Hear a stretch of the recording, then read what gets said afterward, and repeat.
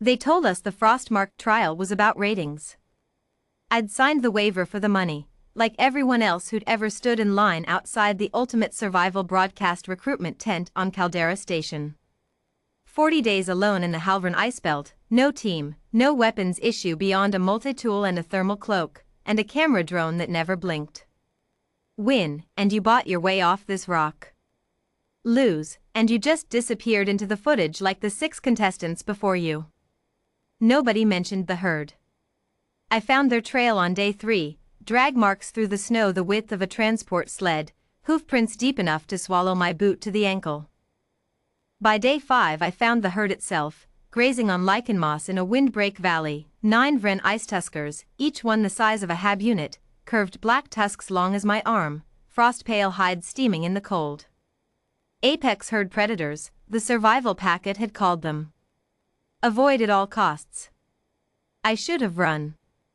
Instead I slipped on ice, went down hard, and watched the lead bull. The others called him nothing, but I started calling him Coram, because he looked like he was keeping minutes at a meeting nobody wanted to attend, turn his head and look at me. He didn't charge. He walked over, lowered that monstrous head, and breathed on me. Once. Like he was checking whether I was still warm enough to bother with. That's not in the producer's notes, I said out loud, mostly to hear a human voice. The drone caught all of it. I found that out later, when Renata Ossie, the show's segment producer, a woman who talked about contestant attrition the way other people talked about weather, pulled me off the ice belt 11 days early and informed me I'd broken format. You weren't supposed to bond with the local fauna, she said, like I'd cheated at cards. You were supposed to survive despite it.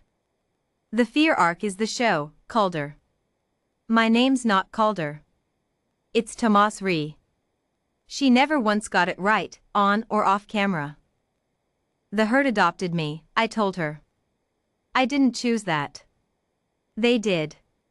Then unadopt them. We're reshooting the threat package.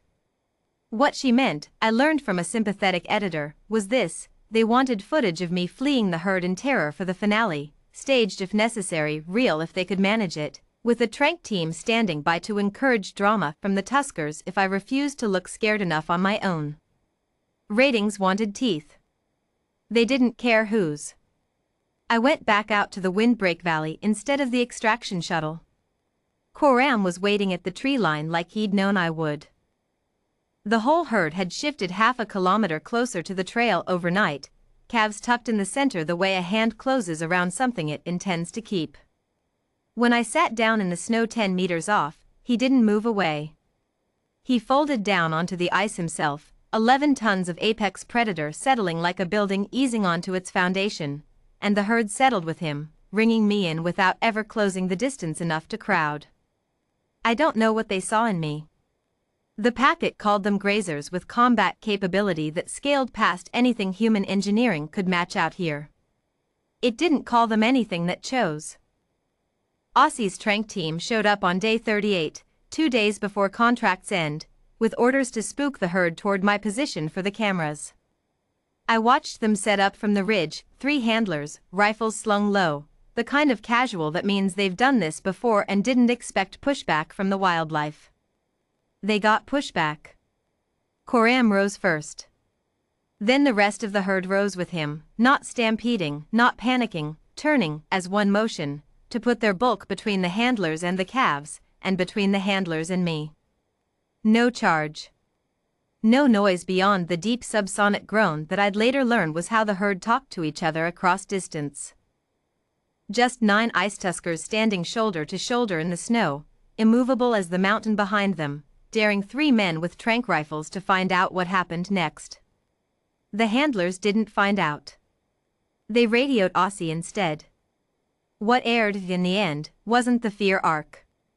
It was 40 seconds of grainy drone footage, the herd standing its ground, calves invisible behind a wall of frost-pale muscle, and one human sitting cross-legged in the snow in the middle of it like he belonged there. The broadcast board pulled the threat package reshoot order the same week. You don't survive a leaked clip of your handlers nearly getting gored on camera trying to manufacture a mauling.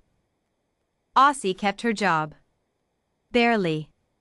She stopped using the word fauna in my presence after that. I didn't win the Frostmark trial, not the way the contract defined winning.